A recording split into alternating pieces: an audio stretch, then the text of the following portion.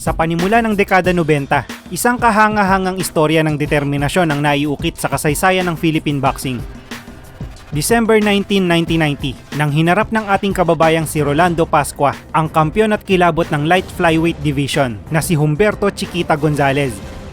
Walang talo ang knockout artist na si Gonzalez at 23 sa 29 niyang mga panalo ay nagtapos sa knockouts. Samantalang si Pascua naman ay may 5 talo at 8 lamang sa 24 niyang mga panalo ang nagtapos sa knockouts.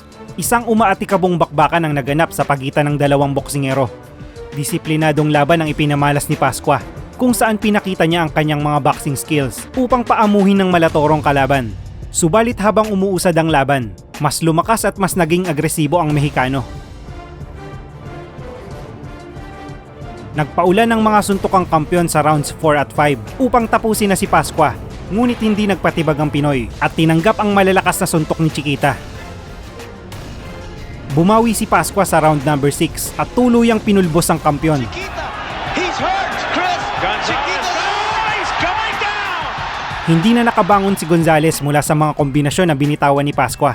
Naitala ni Pascua ang isa sa pinakamalaking upset win sa kasaysayan ng Philippine boxing at kanyang nasungkit ang WBC light flyweight title.